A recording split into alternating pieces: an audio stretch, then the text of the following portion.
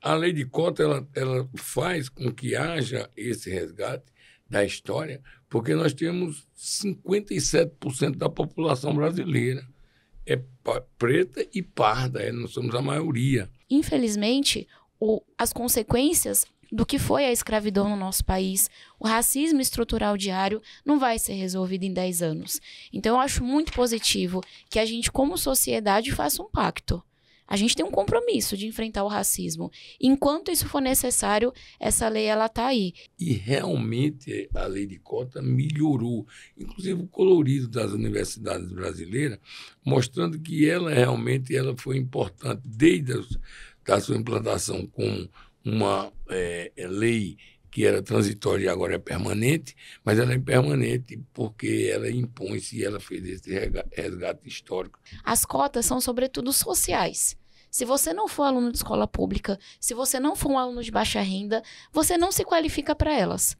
Então, não tem essa de um aluno negro de escola privada passar na frente de um aluno branco de escola pública, que é uma coisa que as pessoas dizem, às vezes, não é nem por maldade, é por desconhecimento mesmo. Mais importante para mim é que as pessoas tomem conhecimento disso e procurem, através desse mecanismo, através dessas políticas que estão sendo adotadas, elas procurem ser beneficiadas e possam utilizar esse mecanismo.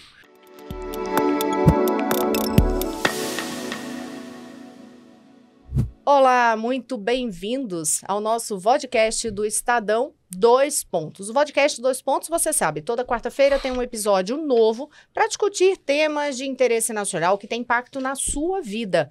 São 2 pontos de vista, mas não necessariamente 2 pontos de vista antagônicos, podem ser complementares. O que a gente quer mesmo é colocar o tema em debate para que você tenha o seu ponto de vista. E o assunto de hoje é super importante, principalmente aqui no nosso país. E os dados vão mostrar muito isso, a gente vai trazer números ao longo desta conversa hoje, que é sobre o sistema de cotas para o acesso à educação no país. O Brasil acabou de passar por uma revisão da lei de cotas, como era previsto em lei, num prazo de 10 anos tinha que fazer uma revisão, e houve novidades em relação ao que era a lei lá no início, a lei federal em 2012. A gente vai trazer os detalhes dessas principais mudanças também e saber o impacto delas. Para falar de tudo isso, trazer esse tema numa discussão ampla, a gente convidou aqui quem é o meu participante que vai me dar todo o apoio para também participar dessa entrevista com os convidados, é o repórter Wesley Gauss. Gauss, muito bem-vindo. Bom dia, Rosiane. Bom dia, deputados. Muito obrigado. E, claro, vamos trazer agora quem são os nossos convidados hoje. A gente tem o deputado Damião Feliciano, do União Brasil da Paraíba, ele que é integrante titular da Comissão de Educação da Câmara dos Deputados e coordenador da recém-criada Bancada Negra. Muito bem-vindo, deputado. Bom dia a todos, bom dia, Tabata, é uma alegria estar aqui junto com você, Gauss também, Rosiane, e a todos que estão nos acompanhando. E ele já adiantou quem é a nossa outra convidada, é a deputada Tabata Amaral. Tabata, que é do PSB de São Paulo, integrante também da Comissão de Educação da Câmara, uma das bandeiras, inclusive, que fizeram com que chegasse até o mandato, segundo mandato já, né, Tabata, de deputada federal. Muito bem-vinda. Bom dia, muito obrigada, Rosiane, Gauss, pelo convite. Com a voz um pouquinho prejudicada, mas muito feliz de estar aqui com meu colega, amigo, deputado Damião e com vocês. Então, gente, vamos começar já trazendo aí talvez uma das mais emblemáticas mudanças. Eu queria uma avaliação de vocês sobre isso, a avaliação dos dois. Uma das principais mudanças nesta revisão da lei de cotas é que antes era uma política temporária. Com esta revisão, a lei passou a estabelecer que a política de cotas vai ser permanente. Porém, terá atualizações. Eu queria uma avaliação de vocês, uma explicação mesmo, no ponto de vista de cada um, da necessidade de transformar isso permanente, né? Já que no começo havia essa ideia de ser transitória, e eu queria até saber, inclusive incluindo nisso, se vocês acham que colocar transitoriedade lá no começo foi uma forma de driblar resistências e que hoje a população já começou a enxergar a lei de cotas de outra forma. O senhor pode começar? Bom, esse registro em relação à lei de cota ela é importante. Nós estamos só fazendo um resgate da história, um resgate histórico com a raça negra desse país, né? Nós temos 300 anos de escravatura, 150 anos da República. Eu sou agora o líder da bancada negra. Depois desse tempo todinho, primeira vez que o Congresso Nacional registra a bancada negra nesse país, o Congresso americano tem 50 anos que tem a bancada negra lá. E agora, que agora no Brasil conseguiu fazer essa primeira bancada negra. Então, a lei de cota ela faz com que haja esse resgate da história, porque nós temos 57% da população brasileira preta e parda, nós somos a maioria. E nesse item de educação, por exemplo, nós estamos assim anos-luz atrás da comunidade branca, da raça branca, exatamente por falta de uma série de coisas que nós vamos discutir durante aqui essa conversa, para que a gente possa fazer esse resgate. E realmente a lei de cota melhorou, inclusive o colorido das universidades brasileiras, mostrando que ela realmente foi importante desde a sua implantação com uma lei que era transitória e agora é permanente, mas ela é permanente porque ela impõe-se e ela fez esse resgate histórico que nós vamos conversar. Tabata. Concordo 100%. Tem uma frase do Gilberto Gil que me ajuda muito a enxergar o mundo, que é o mundo melhor e pior ao mesmo tempo.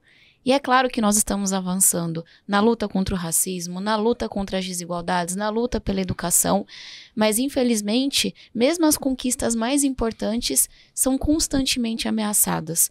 E é nesse contexto que eu acho muito importante que a gente diga que a política de cotas, tão necessária, tão efetiva, ela é permanente. E a gente vai atualizar. E a gente vai parar a cada 10 anos para ver se está funcionando, para fazer ajuste. Quantos ajustes importantes a gente não fez agora? De focalizar, de fazer uma atualização anual do percentual de negros da população. Essa foi uma sugestão minha. De expandir para a pós-graduação também foi uma proposta que eu já havia apresentado há alguns anos.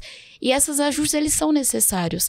Mas, infelizmente, as consequências do que foi a escravidão no nosso país, o racismo estrutural diário, não vai ser resolvido em 10 anos. Então, eu acho muito positivo que a gente, como sociedade, faça um pacto.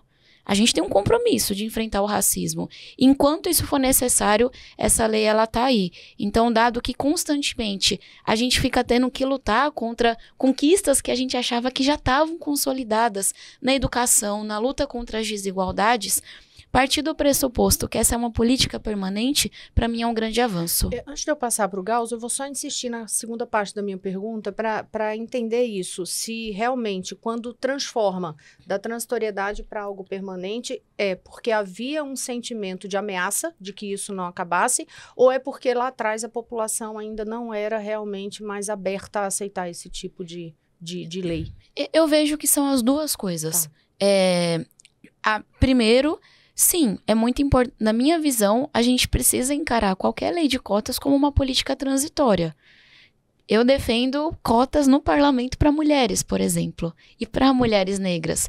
E eu não defendo isso para sempre. Eu acho que a gente precisa de um espaço de tempo para que as mulheres possam vencer e os negros. Esse tanto de barreira, preconceito que a gente tenha, e a partir do momento que isso é vencido, ela deixa de ser necessária.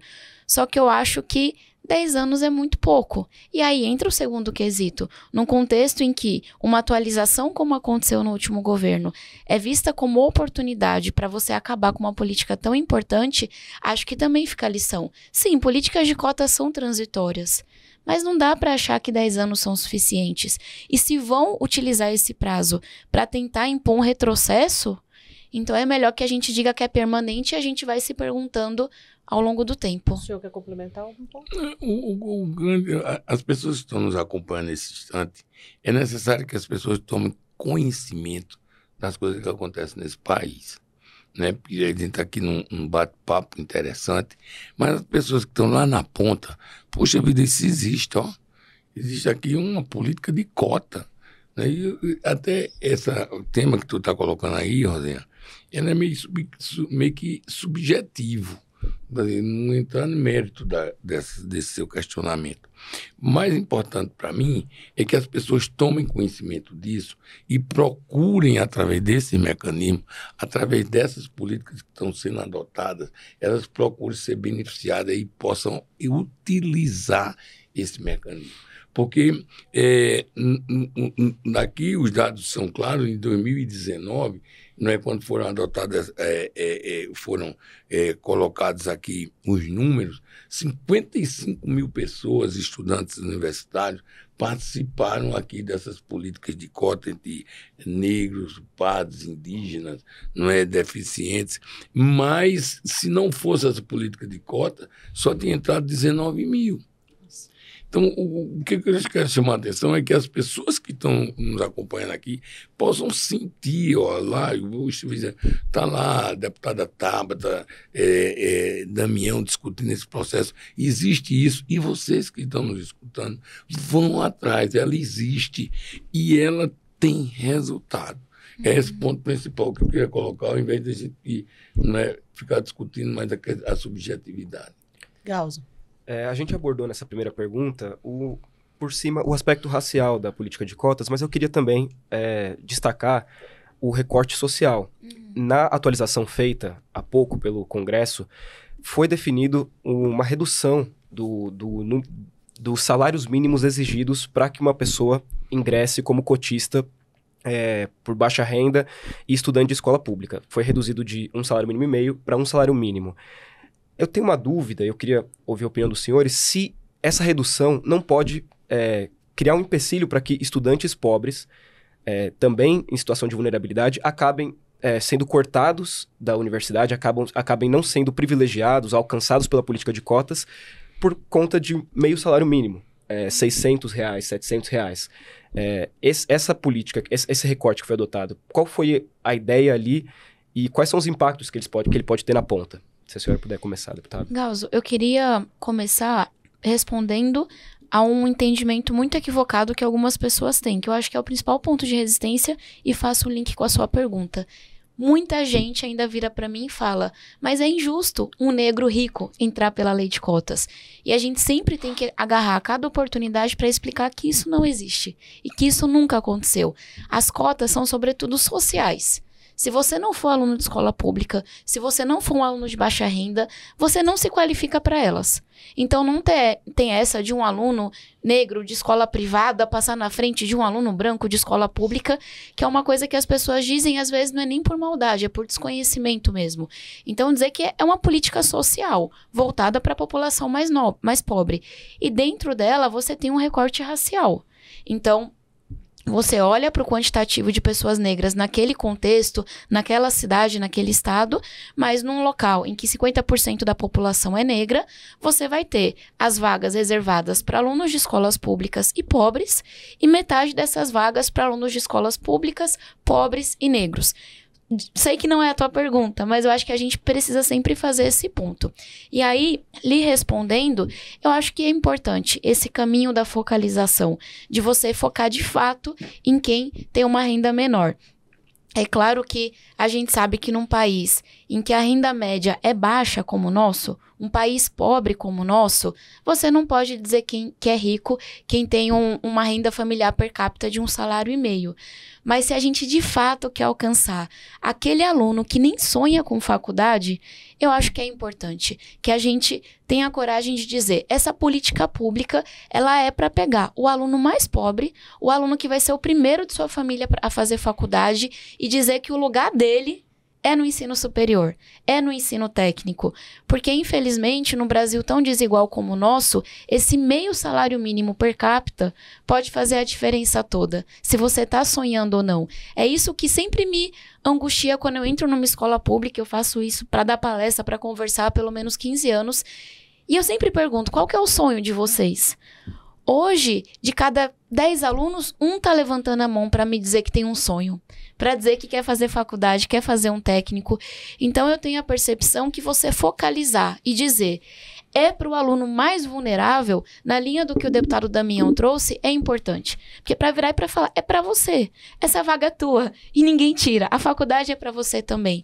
Então, eu entendo que possa causar um questionamento e que, de forma alguma, 1,5 salário per capita torna essa família rica, mas eu acho que num país em que pessoas passam fome, como é o nosso, é importante a gente saber fazer política pública para quem é mais vulnerável mesmo.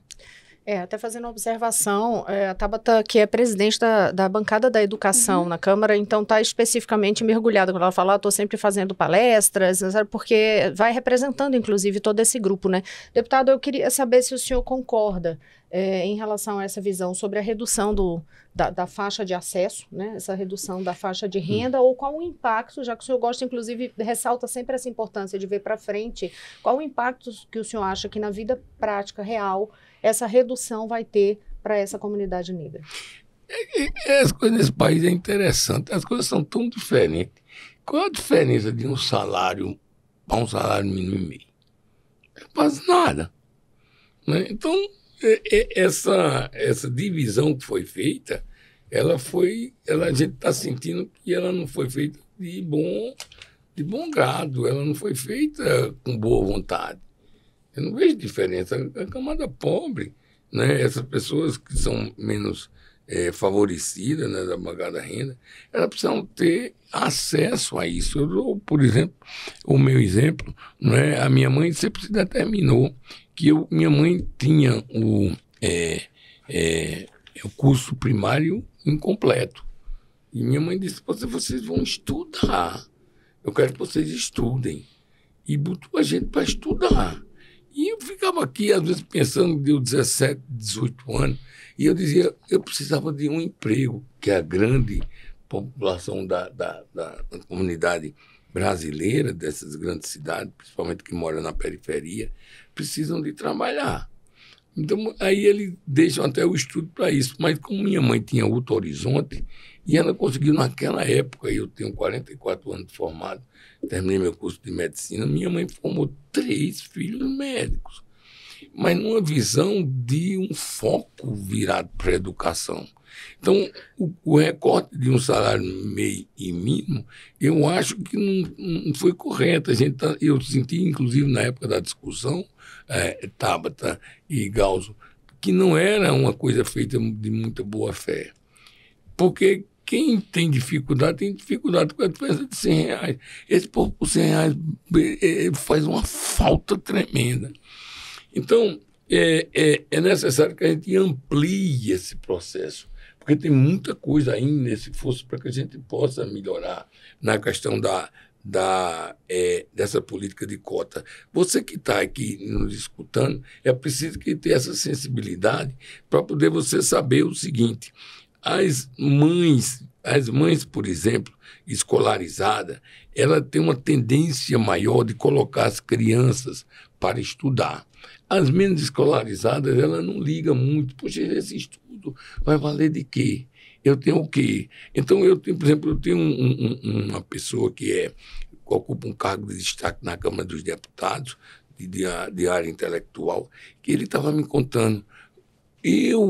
A minha mãe botava eu para estudar, e eu agradeço, você me arrepia todinho, porque isso aqui me toca profundamente, porque assim, a minha mãe botava eu para estudar, e eu me tornei porque a minha mãe tomou de conta, e ela tomava de conta. Você veja que às vezes as mães se dedicam, toma de conta das crianças, bota para estudar, e eles conseguem até começar a visualizar, como o Tabata está dizendo, qual o sonho que vocês têm, agora que eles estão começando a fazer. Então, a diminuição do salário mínimo, para mim, não foi salutar. Não é? Ela deve ser mais ampla mesmo, devia ter continuado, até ampliado mais, porque a gente atinge mais gente.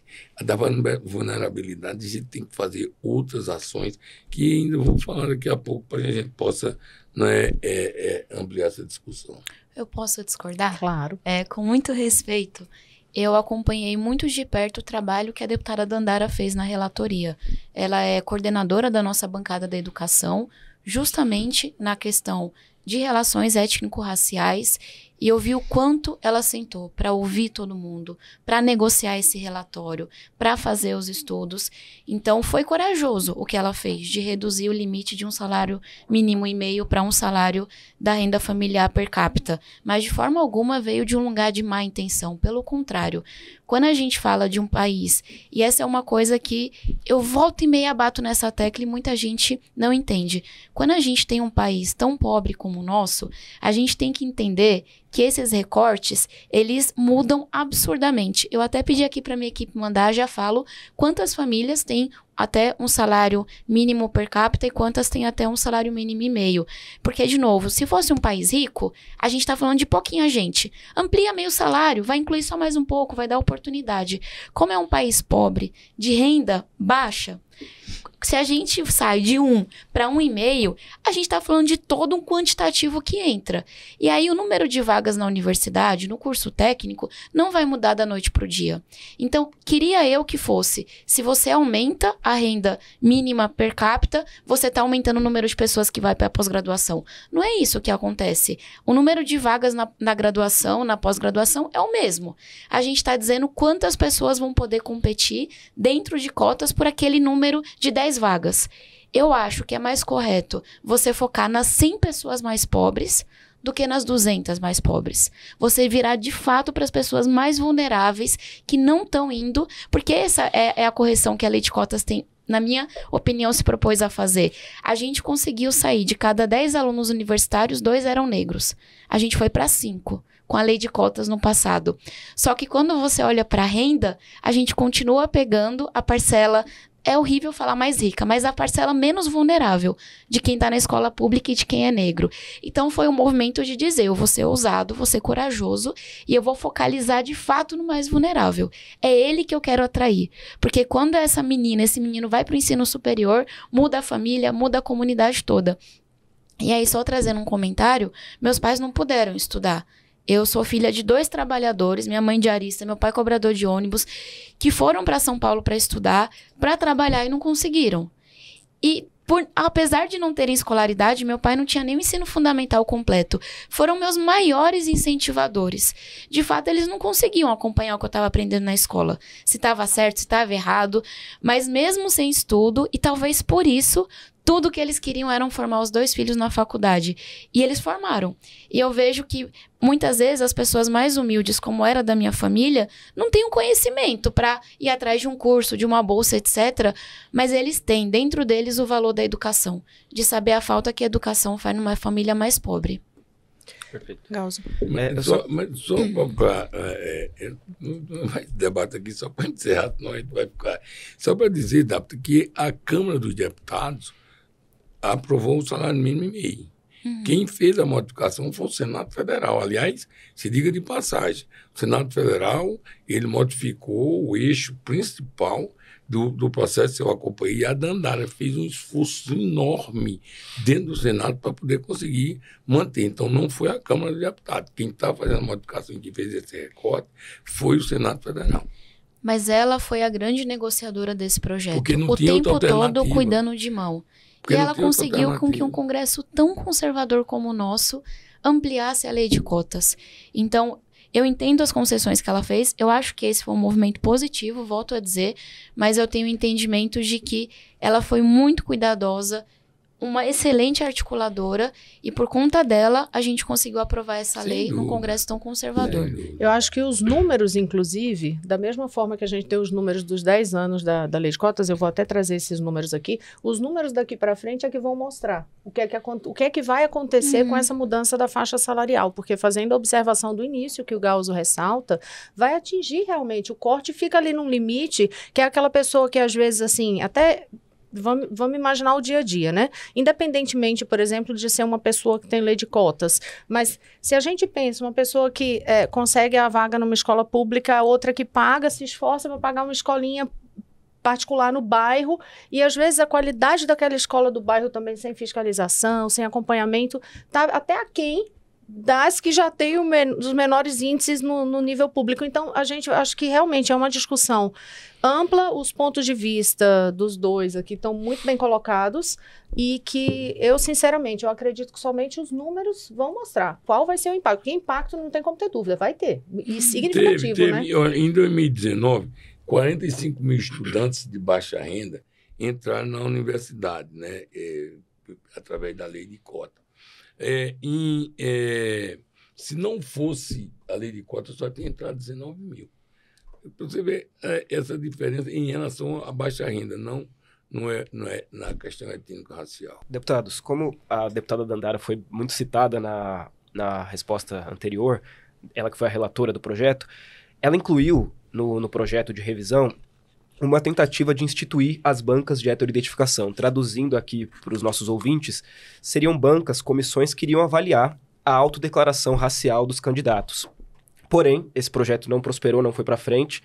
Acabou sendo firmado um acordo com o PL e o Novo para derrubar esse projeto para que o restante da proposta pudesse ser aprovada.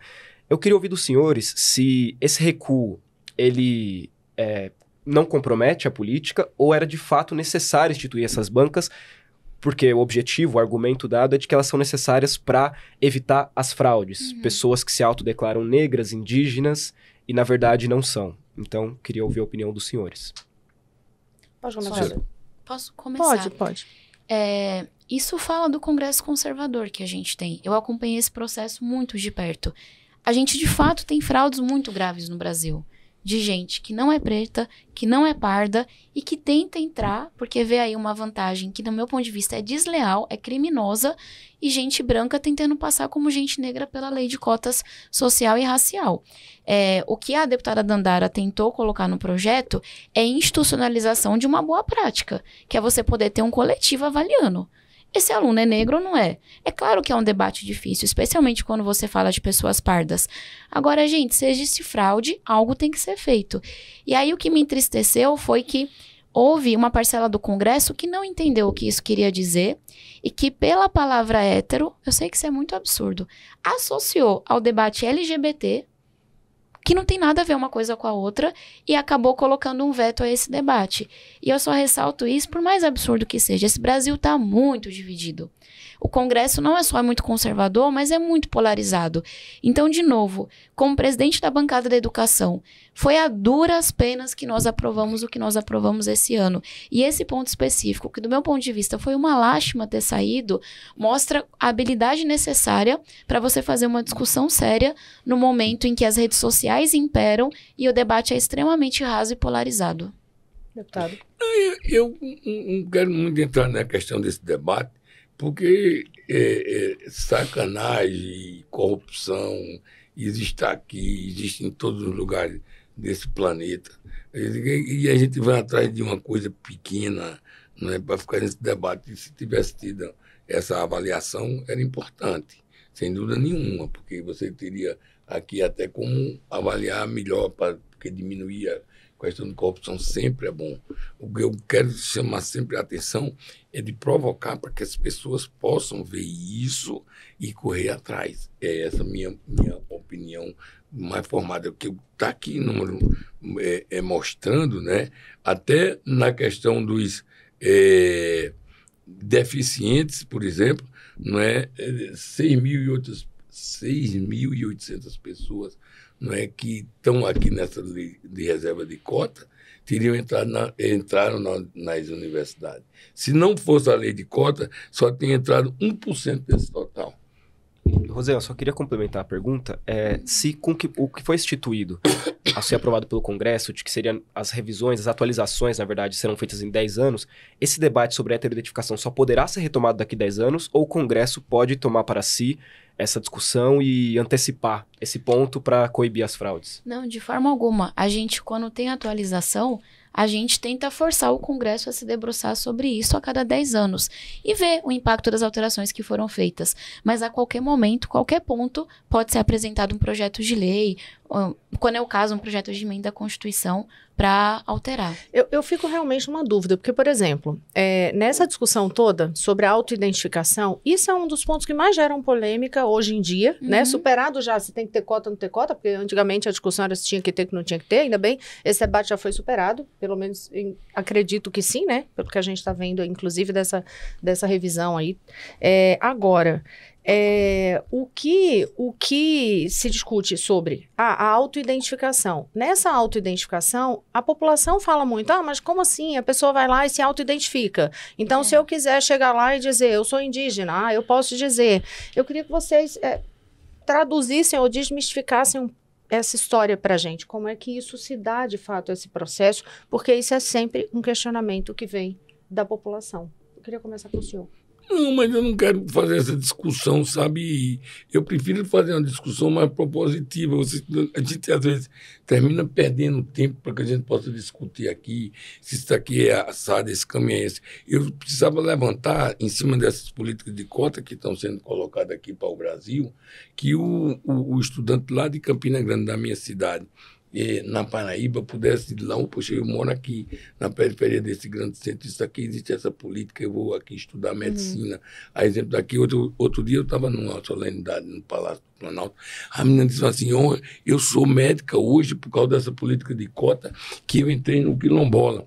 Eu andava 5 quilômetros para poder eu chegar lá. Esses exemplos, para mim, que são fundamentais, para saber que lá no Rio de Janeiro, aquela mulher, aquelas pessoas que vivem nos bolsões de misérias das grandes cidades, aqui na favela noroeste daqui de Brasília, esse pessoal queria tocar, aproveitar esse canal, esse momento, para que as pessoas pudessem dizer assim, puxa vida, o deputado Damião Feliciano é negro, está ali, discutindo isso aqui, eu também posso.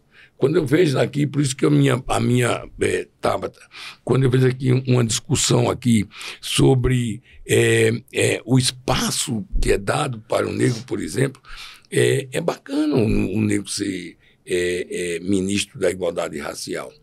E também é muito bacana também o negro ser ministro da direitos humanos. Mas eu quero que o negro seja ministro do planejamento. Eu quero que o negro seja ministro da educação. Para que o negro que esteja lá na periferia de grandes cidades, poxa, eu estou vendo ali Galzo.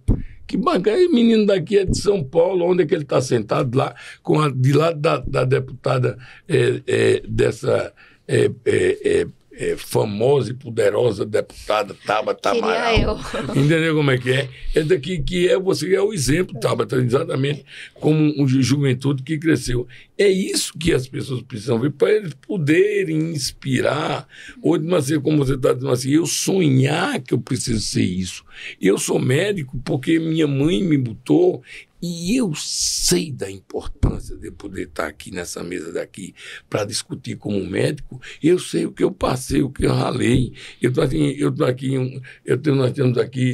Conheço uma escritora famosa aqui, que é negra, Valesca Barbosa, que saiu de Campina Grande, está hoje aqui em Brasília, escrevendo, lutando, passando, atropelando dificuldade.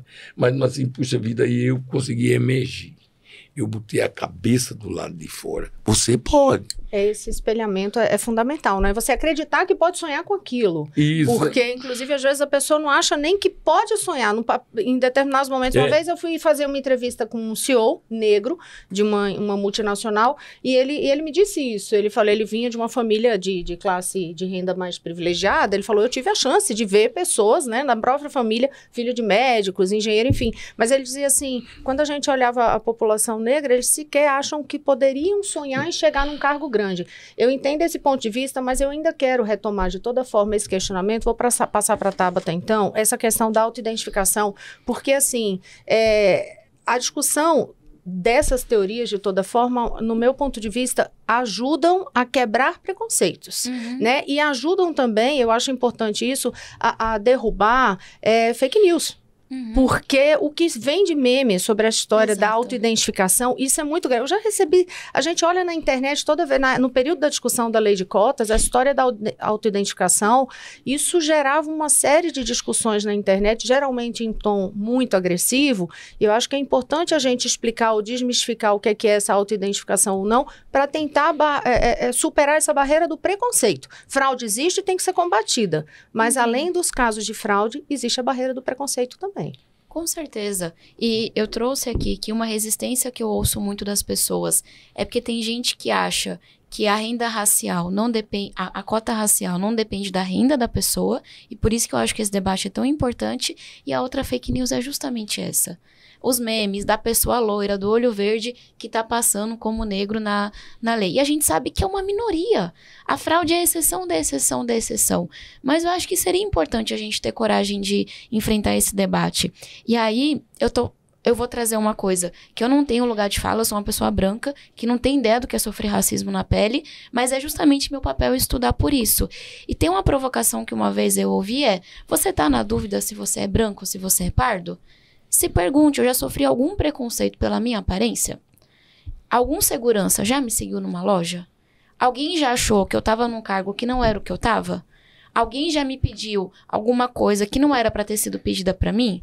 Se a resposta é não, se a tua aparência, se a cor da tua pele, se o tamanho do teu nariz, se a textura do teu cabelo nunca gerou nenhum preconceito contra você, você possivelmente não está sofrendo com as consequências do racismo estrutural.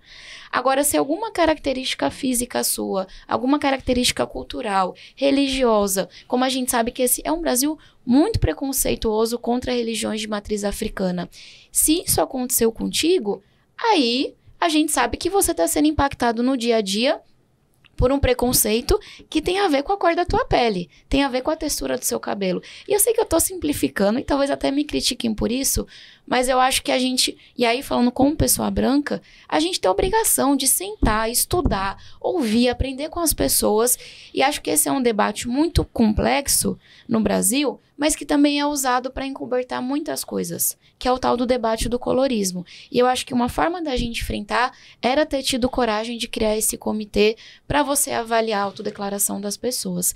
E aí, só fazendo uma correção que eu consegui, de fato, o texto saiu da Câmara dos Deputados com um salário mínimo já. Esse foi o texto da deputada Dandara. E aí, só uma coisa, quando eu falo da gente ter coragem de fazer a renda, eu estava aqui fazendo o cálculo do ano que vem, se a gente pega uma família com salário mínimo do ano que vem, de um pai, uma mãe, 2 filhos, a gente está falando de uma renda familiar de R$ 5.600 por mês. Essa família é rica? Ela não é rica. Mas esse é o limite que a gente estabeleceu com a revisão da lei de cotas.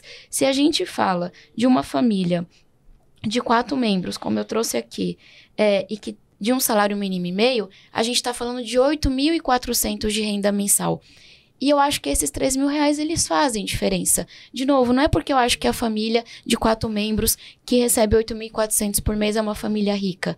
É só que, de novo, gente, tem gente que passa fome na minha cidade. Tem gente morando na rua na minha cidade. E eu acho que a gente tem que ter coragem de fazer política pública para os mais pobres. E aí, só trazendo esses números, porque eu acho que ajuda a ilustrar esse ponto que eu faço de que faz diferença se o recorte é de um salário, ou de um salário mínimo e meio, ou de 2, mas eu sei que é um debate que eu sempre saio perdendo. Porque não dá para dizer que ninguém aqui é rico, não, mas é porque é tão pobre o país que uma família que tem R$8.400 por mês, ela tem muito mais condições do que aquela que não tem ninguém empregado na família. Perfeito. Gente, deputados, nesses 10 anos, o debate sobre as cotas sociais e raciais avançou muito, né? Quando esse debate surgiu ali em 2012, havia muitas resistências de setores da sociedade que foram sendo superadas. E nesse tempo também, as pessoas que foram vanguarda nessa discussão, o movimento negro, transformou a pauta dizendo que hoje já não basta apenas inserir os negros e as pessoas pobres na universidade, é preciso mantê-las lá. A atualização da lei de cotas instituiu que os cotistas têm preferência no acesso ao auxílio estudantil, mas o auxílio, em muitos casos, em muitas universidades públicas, é uma minoria que consegue. E aí eu faço uma pergunta para os senhores, como 2 membros, uma presidente da Comissão de Educação, se não seria o caso também de ampliar, criar uma política pública focalizada para a manutenção dos jovens cotistas na universidade pública, para garantir o sucesso dessa política. E não só fazer a política, as pessoas entram na universidade e depois saem porque não conseguem se manter lá. Posso... eu concordo 100% com o ponto que foi trazido. De fato, a gente tem essa priorização, mas a política de permanência estudantil no Brasil está muito aquém do que a gente deveria ter. Inclusive, nós votamos na Câmara recentemente para dar, de fato, esse início na tramitação, um projeto que a deputada Alice Portugal foi relatora, se eu não me engano, que é justamente para você ter um fundo que garanta que a política de permanência estudantil vai ter recurso. Porque o que a gente viu nos últimos anos é que ela é sempre a primeira atacada. É dali que tiram dinheiro, é dali que reduzem cada vez mais. E aí, que bom que a gente está expandindo a diversidade do ensino superior, mas aluno que vem de família pobre, minha gente, não consegue. Eu digo isso por mim. Eu quase saía do ensino médio, porque meu pai era dependente químico, uma pessoa que era doente, as pessoas não enxergavam como doença. Teve um momento que ele ficou afastado do emprego e a gente não tinha dinheiro para o transporte escolar nem para comida. E eu estava numa escola privada com bolsa completa, mas eu não conseguia me manter. E eu precisei que meus professores juntassem dinheiro para pagar meu lanche, para pagar meu transporte. Então, eu trago esse exemplo bem pessoal para dizer que só a entrada, a matrícula não é suficiente. Se esse aluno não consegue pagar um transporte, não consegue se alimentar, não consegue comprar um livro, como é que ele vai continuar estudando? Ele vai a pé? Ele vai com fome? Então, nós precisamos aprovar esse fundo. Eu apresentei um projeto de lei para a gente ter atualização anual nessas bolsas. Porque se você olhar para a bolsa de permanência, para a bolsa de pesquisa, é ridículo o valor que a gente paga, não é digno, e a gente, na minha opinião, como esse país está sempre atacando o recurso da educação, deveria ter o fundo, deveria ter uma atualização anual, deveria ter a garantia de que todo aluno que precisa vai ter acesso e não ficar dependendo da boa vontade do gestor de plantão, que é o que acontece todo ano. Esse assunto é interessante, eu não quero nem fazer, como diz a história, minha função aqui, não é nem que eu vou fazer um debate com o Tabata Amaral. Na realidade, aqui, quando eu vejo aqui essas políticas de cota, Tabata, né, e eu que naturalmente sei e conheço a realidade das periferias, né, e você está fazendo um debate de um salário mínimo e meio, meu salário, eu acho que eu restringi mais na hora que eu baixei o salário, mas não vou fazer esse debate, porque o que é mais importante para mim é que essas pessoas possam suscitar a ideia de que elas podem aproveitar essa política. Por exemplo, o governo Lula editou uma medida provisória que eu achei de fundamental importância, que é da poupança e incentivo ao ensino médio, que eu acho que é fundamental para que a gente possa diminuir o fosso entre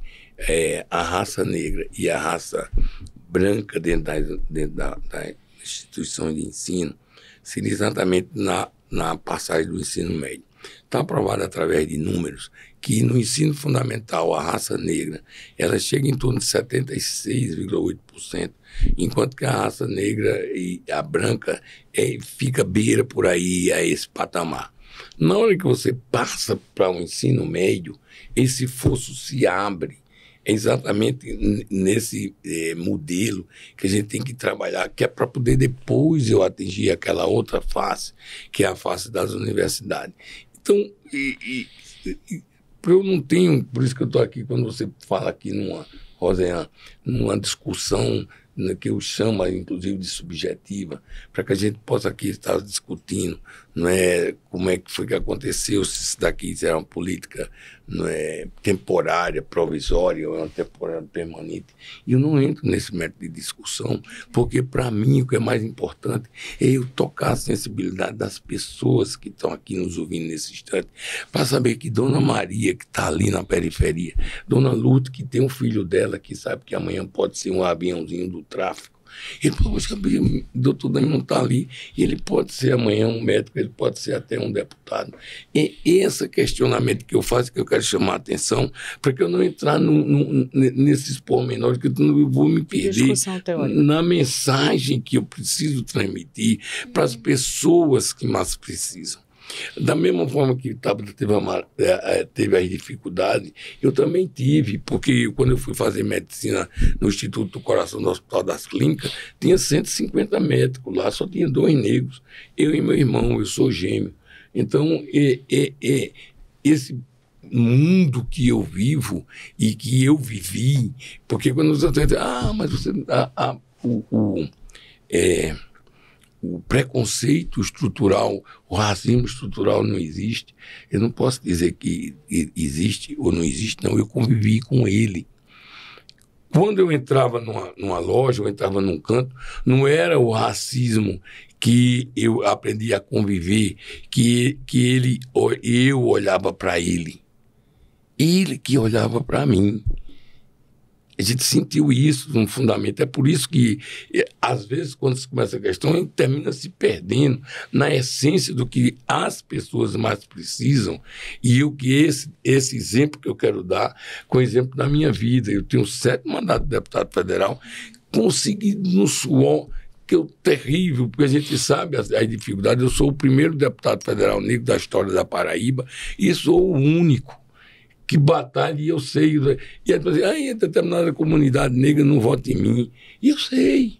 E eu sei porque eu percorri os campos das universidades.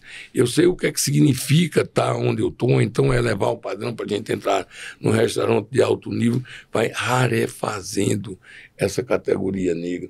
Então, né, quando a gente vê aqui uma política pública dessa daqui, que transforma o colorido das universidades, esse ponto que eu quero chegar, é isso que eu vou vir. Que se a gente ficou discutindo aqui essa subjetividade, a gente não termina dando aqui a mensagem que é precisa. Então, de forma direta, que outras políticas assertivas o senhor acredita que possam ser adotadas para se chegar realmente nesse estágio de superação desse racismo estrutural? O que é que tem no caminho para frente? Eu fiz engraçado, eu fiz uma discussão ontem, eu tive com o ministro da Educação, depois eu tive com o ministro do Trabalho, eu fiz uma proposta aqui que seria aqui até um choque, um impacto. Onde a gente vê um maior problema daqui está exatamente nessa, como eu coloquei aqui, do ensino médio. Quem toma conta do ensino médio no Brasil são os governos do Estado. O governo federal, a colocação dele é para o ensino superior. E eu acho que o governo federal deveria ter uma inserção maior dentro do ensino médio. Como? Os institutos federais de educação, esses institutos federais, eles são, filosoficamente, são feitos para que ele possa tomar conta dessa classe média e dar para eles estudos profissionalizantes.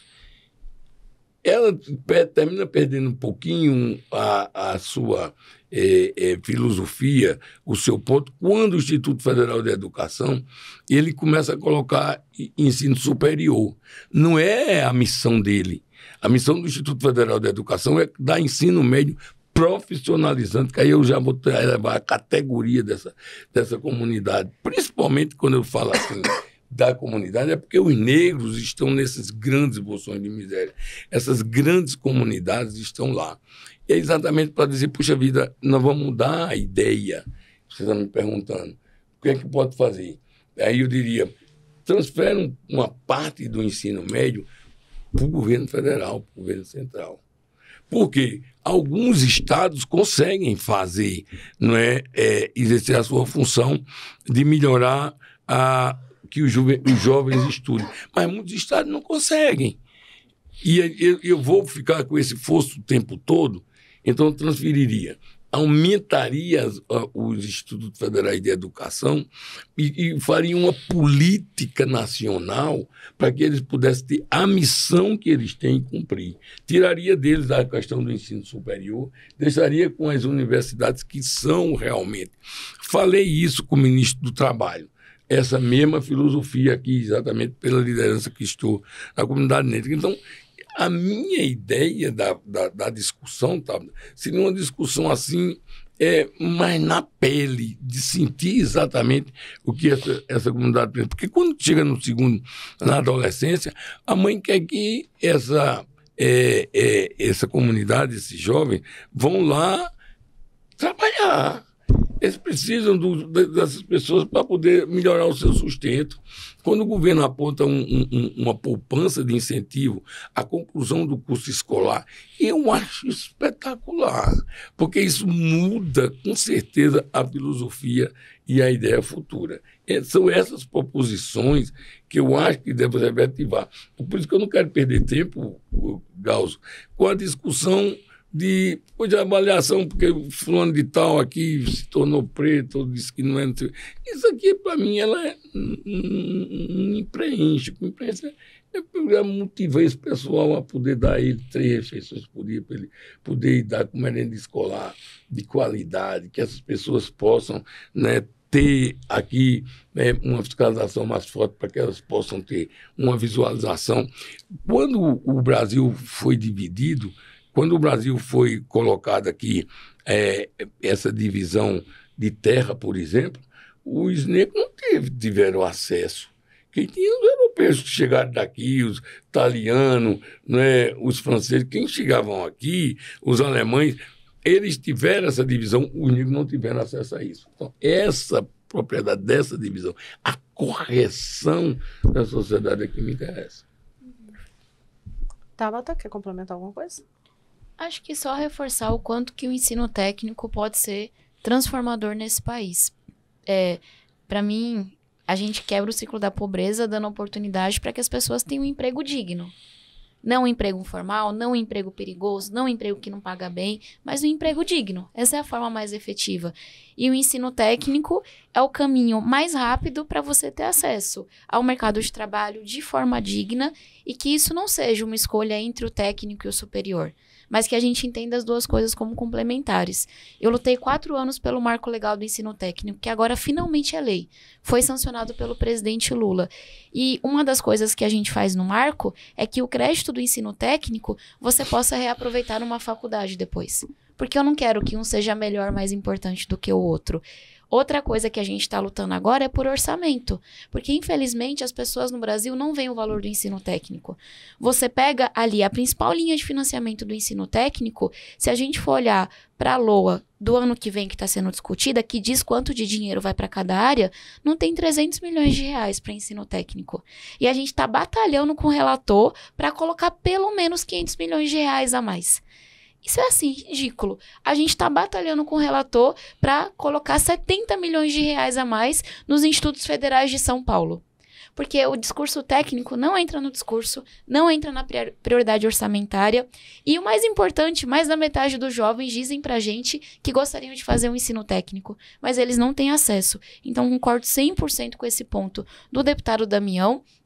E aí, só falando sobre a poupança ensino médio, esse é um projeto que eu apresentei há mais de 2 anos, para que o jovem de baixa renda da escola pública receba um recurso a cada ano que ele termina. Parabéns. E eu passei o ano enchendo o saco de cada ministro, do governo inteiro, porque prometeram isso, não foi só para mim, foi para o Brasil inteiro na campanha, demoraram para apresentar esse projeto, que bom que ele foi apresentado, e a gente agora vai trabalhar manhã, tarde e noite para que ele seja implementado o quanto antes. Porque, de novo, gente, e nesse ponto eu concordo com o deputado Damião, a gente fala muito e é importante discutir as coisas no detalhe, mas o que de fato muda a vida das pessoas é terem acesso à oportunidade, é terem acesso à educação, é poderem estar no mercado de trabalho de forma digna, segura, com uma renda que de fato lhes permita viver. Só uma observação, o LOA e PLOA, para quem está acompanhando a Boa. gente, é o Projeto de Lei Orçamentária. Aqui em Brasília a gente fala tudo em sigla, né? Então a gente está tão acostumado a falar os tudo em dinheiro, sigla. é quanto de dinheiro que vai para cada a lei área. orçamentária, qual vai ser o orçamento que a União vai ter no ano que vem para investir em absolutamente tudo. Então, a lei orçamentária anual, PLOA, Projeto de Lei Orçamentária Anual. Quando você fala sobre esse para frente, né? O que vem para frente, ainda em relação à possibilidade de ter outras políticas assertivas, além do ensino médio, o que mais é possível fazer para aí sim, de novo, você conseguir ter uma qualidade de acesso a esse emprego de qualidade, né? Não é nem a qualidade do emprego para essa população negra mais para frente, porque a gente está falando em educação e, no final das contas, a educação é justamente para poder dar essa perspectiva de futuro para cada um dos brasileiros. Então, assim, que outras políticas ainda? E se eu puder complementar, Rosiane, eu acho que tem uma questão importante que é a política de cotas foi instituída, mas isso não gerou um reflexo ainda na condição da população negra no mercado de trabalho. Os negros ainda são, a maioria, em cargos subutilizados, desempregados. Então, como fazer essa ponte entre a universidade e o mercado de trabalho, também reconhecendo que a universidade não serve apenas para isso? Exato. Se deixar, aí eu entro num debate que é o da qualidade desse ensino superior que a gente está fornecendo. De novo, eu trago a realidade da minha comunidade. O tanto de amigo que eu vi se endividar para fazer um curso online, 100% online, de ensino superior, não conseguir um emprego e ir para o mercado informal, às vezes em cima de uma bicicleta, para correr risco de vida, para ganhar uma miséria, para não ter seus direitos garantidos, eu não consigo achar que isso é o que vai mudar a realidade racial no Brasil. O que muda é a gente ter coragem de debater as coisas do jeito que elas são. Ensino à distância, minha gente, com recurso público, de má qualidade, a gente vai ter coragem de travar essa discussão? Eu tenho. O governo tem coragem? A gente, como sociedade, tem coragem? E aí falar, o que importa é a qualidade. Um curso técnico bem feito pode lhe dar um acesso muito mais rápido ao mercado de trabalho, a quebrar o ciclo da pobreza. O ensino superior não é de todo jeito. A gente tem um conceito que me frustra muito, que é de achar que a escola pública, o banheiro da escola pública pode estar com a porta aberta, porta quebrada, pode estar sem papel higiênico, pode estar todo destruído. O que é do público, o que é para o mais pobre tem que ser o melhor. O banheiro da escola pública tem que ser o mais bonito, o mais limpinho. A escola pública tem que ser o lugar mais bonito, mais bacana da comunidade. E o ensino superior, que é ofertado aos mais pobres, seja ele por meio do FIES, seja ele por meio do ProUni, seja ele por meio da expansão de vagas, tem que ser de qualidade. A gente tem que medir e ver, esses alunos estão conseguindo ingressar no ensino superior? Eles estão aprendendo algo que de fato lhes serve para romper o ciclo da pobreza? A resposta hoje é não. E aí concordo que a gente deveria expandir a rede de institutos federais, que a gente deveria expandir o ensino técnico e que a gente deveria cobrar qualidade do ensino superior brasileiro, porque, de novo, se endividar para fazer um curso fajuto, 100% online, que você não consegue um emprego, isso é uma grande mentira que a gente conta para as pessoas. Desculpe discordar, Gauss, o ensino superior, ele muda as pessoas. Pior é se o sujeito não tiver. Claro, o ponto que eu coloquei apenas, deputado, foi que a cara da universidade mudou de fato. Dados mostram que 8 anos depois da política de cotas, os negros já são maioria no ensino superior. Mas essa realidade ainda não está refletida no mercado de trabalho. Já tá. O que tá colocando aí, eu não quero aqui discutir a questão. Tem que ter. O que é pobre também tem que ter a qualidade do ensino, né? O presidente Lula está toda hora e todo instante. Mas olha, quem não tem nada, é preciso ter 20%. É melhor ter 20% de alguma coisa do que 100% de nada. Mas eu tenho acesso a uma universidade, mesmo que seja com banheiro quebrado, que isso daqui é um acesso que eu tenho. Agora, aqui, quando o sujeito tem um curso superior, ele tem outra visão de mundo completamente diferente. A ideia dele é outra. Ele vive no outro astral. Está provado, inclusive, que as crianças que vivem em zona de tráfico e que elas são escolarizadas, as que são escolarizadas têm menores possibilidades de ir para continuar no caminho de ser aviãozinho do que as outras que não têm. Então, a minha impressão, e quando o sujeito termina o curso superior, ele tem oportunidade diferente. Né? Aqui, Tabata, que na hora que a pessoa, mesmo com dificuldade, mesmo com essa. Eu vi os depoimentos, eu ainda há pouco falei, da menina que andava 5 quilômetros a pé para fazer. Hoje ela é médica. É óbvio que ela é diferente. É óbvio que ela está. Hoje o conceito dela, ela estudou, ela se formou, ela tem outra visão, ela viu outras coisas, ela começou, porque quem lê vê melhor, escuta melhor e fala melhor. Então, muda, Galso. É impossível a pessoa que estudar não mudar os seus conceitos, mudar a sua visão, e hoje está se mudando. Que a gente vê negro no CEO de grandes empresas, vê negro no juiz. Hoje eu tive uma audiência como líder da bancada negra. Tu quer falar? Não. Líder da bancada negra, e o presidente do STF disse: nós estamos aprimorizando os juízes negros para mudar, inclusive, a cor do judiciário. Então, o significado disso é a transformação. Nós fizemos visita ao Tribunal Superior Eleitoral, nós fizemos visita ao Tribunal Superior do Trabalho. Claro que todos nós temos nossos defeitos, nós precisamos de nossas correções. Mas quando a gente dá a oportunidade para que as pessoas conduzam ou saiam de um patamar para outro nível, com certeza eu estou mudando essa pessoa. E é exatamente esse lugar que eu quero falar. Eu acho que só para amarrar aqui, que os dois eu acho que fizeram os pontos de vista muito específicos e entendi o dos dois lados, né? Que de fato não tem como a pessoa, seja qual for o estudo, seja universidade, seja o ensino técnico, cada estudo a mais é bom e cada vez mais a pessoa vai abrir mais a mente, vai ter outra visão de mundo.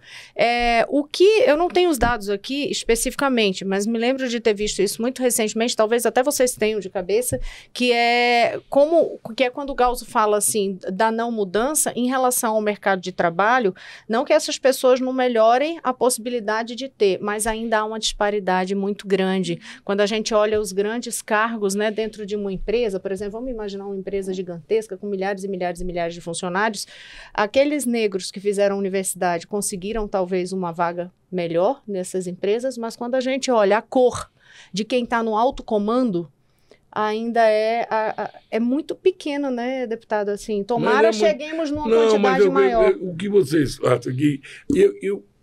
Eu não me ligo muito a esse ponto, Rosiane. Exatamente que eu estou precisando saber. Mas quanto é o quantitativo de negros que estão formados? Qual é o quantitativo de negros que são juízes? Então, é preciso que eu comece a fazer exatamente essa equação de fazer com que ele saia de baixo e ele suba, e aí eu preciso fazer esse estímulo a essas pessoas para que eles vejam o doutor Damião, que eles vejam o ministro Silvio Almeida, aquele intelectual que tem ali na igualdade, na direitos humanos, e digo, puxa, esse cara está aí, pô, na televisão aí, no Jornal Nacional, ele está aqui, outros tá no Estadão, ó. Aí ele vai dizer assim, oh, que legal, isso aqui eu também posso. Essa oportunidade que eu quero criar na mente da pessoa para dizer assim, eu também consigo ser. E você conhece, porque você conhece pessoalmente Barack Obama, né? A Tabata Amaral é um intelectual, conhece o mundo inteiro, inclusive teve acesso ao presidente Barack Obama. A campanha dele para presidente da República eu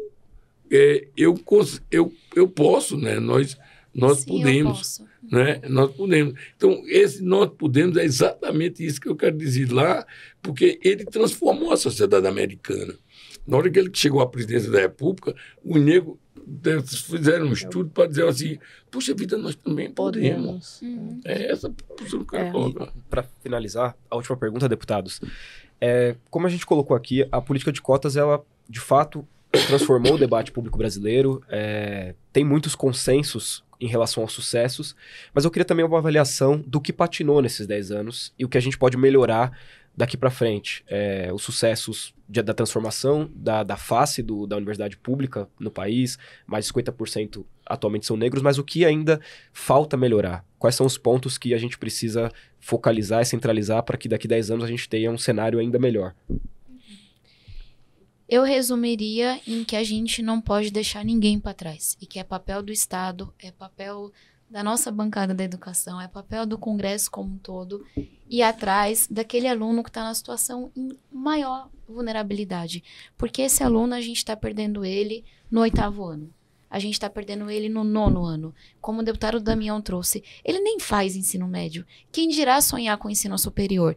Então, se a gente não vier com uma poupança, ensino médio, se a gente não vier enfrentando essas desigualdades, o abuso sexual que existe, a violência doméstica que existe, a fome que existe, tá tudo conectado. E a gente não falar, eu quero pegar aquele que está na situação mais vulnerável e eu quero que ele faça técnico. Eu quero que ele faça faculdade. E aí engloba tudo que a gente falou. Poupança em ensino médio, busca ativa para quem saiu da escola, curso técnico, bolsa permanência, a gente ter coragem de focalizar em quem mais precisa, porque na hora que a gente der conta de formar aquele aluno que está numa família que tem caso de violência, que a família foi despejada, que já passou fome, não tenho dúvidas que a gente está trabalhando para todo o resto.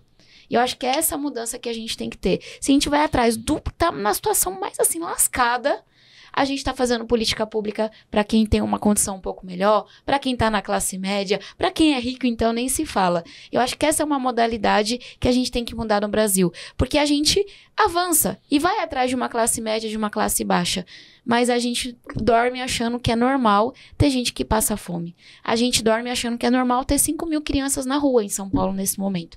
Eu não consigo achar que isso é normal, não. Para mim, a gente está falhando enquanto tiver uma criança sofrendo violência, passando fome e sem sonhar. Eu concordo plenamente com o que a deputada está dizendo, e até, como diria naqueles velhos discursos, assim, quero fazer das palavras dela. Muito gentil. mas eu só tecnicamente, né, filosoficamente, você está perfeito, não tem o que acrescentar. Só exemplificar. Eu estava agora tomando um voo em Salvador e tinha um negro alto e muito simpático. E ele chegava lá, o senhor quer colocar aqui? Eu estava com a minha esposa aqui, quero botar sua mala aqui e tal. E ele está dando uma atenção bem especial. E aí teve uma coisa que até ficou meio assim, né? Na hora que eu fui entrar no avião, aí eu olhei para ele assim, aí eu já na responsabilidade de líder negro, da bancada negra da Câmara dos Deputados. Eu olhei para ele e disse, você faz que curso? Aí teve aquele ruídozinho entre eu e ele, porque e ele se assustou com a minha pergunta, ao mesmo tempo que ele não tinha resposta. Porque ele olhou para mim e disse, olha, eu fiz o segundo grau e ficou naquilo. Então, tudo que tá dizendo aí está correto, é procurar. Inclusive, Rosiane e a Garli, e vocês que estão nos acompanhando aqui agora, é divulgar para que as pessoas se estimulem a acharem que eles também podem. Perfeito. Eu acho que a mensagem ficou redonda aqui, viu, gente? Olha, que debate rico. Que debate rico, né? Um tema... esse nosso programa aqui, o Projeto 2 Pontos, esse podcast 2 Pontos, tem justamente esse papel. Trazer temas extremamente importantes para fazer cada pessoa refletir um pouco mais. Vocês vão perceber que o ambiente aqui não é um ambiente de briga, de polarização. Não, é de construção. Eu venho sempre ressaltando e faço questão. Quem acompanha aqui, hoje vocês estão falando e eu arrepiando. Às vezes eu tenho isso aqui, a equipe sabe disso, o Tom sabe disso. Às vezes eu me emociono no programa, porque eu me emociono por quê? Porque é muito bom conversar. A gente conseguir conversar, que é algo que está faltando muito entre as pessoas, está faltando muito. Então, se todos nós conseguirmos abrir um pouco o espaço, abrir o coração e o ouvido para ouvir as explicações, pensar para frente, aí a gente consegue chegar mais longe, eu acredito. Eu quero parabenizar você, e esse aqui é aqui, o Gauso. Tenaide, ele fica ali só escutando, e aqui preciso, cirúrgico nas perguntas, né? Parabenizar vocês dois pela produção e ter a felicidade, mais uma vez, minha companheira da Comissão de Educação na Câmara de Deputados, de ter você ao seu lado. Eu lhe admiro muito pelo trabalho que você executa e, naturalmente, pelo que você realizou todos esses tempos. E nós temos que avançar, porque o Brasil tem muita coisa para ser feita e está sendo feito, está sendo construído, e a gente está acreditando que está melhorando. E só um segundinho, parabenizar o deputado Damião, é histórico. Primeiro presidente da primeira bancada negra do Congresso, como o senhor trouxe, uma dívida de décadas e séculos com a população. Estou muito ansiosa e animada por tudo que vocês vão fazer e agradecer muito ao Gauso, à Rosiane. Foi um debate muito rico e eu saio daqui tendo aprendido muito. Que E bom. sempre falar do concreto. Você tem toda a razão. Eu digo que é aquela puxada de orelha, olha, para pensar, o importante é realmente ver ações práticas, o que é que a gente pode Exato. fazer e para onde que a gente vai. E vou te falar, viu, deputado, um ponto que o senhor tocou hoje, que me tocou muito profundamente quando o senhor diz assim, essa questão do emprego, ainda não tem? Não, mas vamos pensar, a gente pode chegar lá. Se tem um, podem chegar 10, pode chegar 20, pode chegar milhões. Eu acho que essa mensagem que o senhor passou resume a importância mesmo desse debate. Gente, e claro, eu agradeço a vocês que estão nos acompanhando, mas aqui vou começar os agradecimentos com quem está participando no nosso programa, o Wesley Gals, o nosso repórter aqui em Brasília, que cobre política, Congresso Nacional e que acompanhou essa discussão toda da revisão da Lei de Cotas. Gals, muito obrigada, viu? Muito obrigado pelo convite, Rosiane, deputados. Foi uma discussão muito rica. Estou sempre às ordens. Tabata Amaral, que é presidente da bancada da Educação. Muito obrigada também, Tabata. Até a próxima. Muito obrigada, foi uma alegria. E o deputado Damião Feliciano, que é o primeiro líder, presidente, coordenador. A gente pode batizar do nome que a gente quiser, da bancada negra na Câmara dos Deputados. Muito obrigada também. É só esperança que essa bancada negra nós temos aqui, nós sabemos da dificuldade, mas nós estamos determinados, aguerridos, nós temos um quadro excelente e nós vamos trabalhar para que a gente possa apresentar sem lacração, como vocês estão tendo usado hoje, sem mídia, mas acima de tudo observando os resultados. É exatamente o que nós queremos. Um abraço para vocês. Muito obrigado. Está feliz aqui com vocês. Hein? Que bom. E muito obrigado, claro, a você que está nos acompanhando em mais um episódio do Vodcast 2 Pontos aqui do Estadão. Toda semana, toda quarta-feira, um episódio novo com um tema de importância para a vida de cada um de nós brasileiros. Então, muito obrigado. Você sabe, no 2 Pontos você tem 2 pontos de vista que não são necessariamente antagônicos, podem ser complementares. Às vezes tem debate, tem discussão, tem o contraditório, mas o importante é que você, insisto, tenha um ponto de vista próprio e esteja disposto a conversar e levar esse debate, de fato, conversado para mais gente pela população. Até a próxima.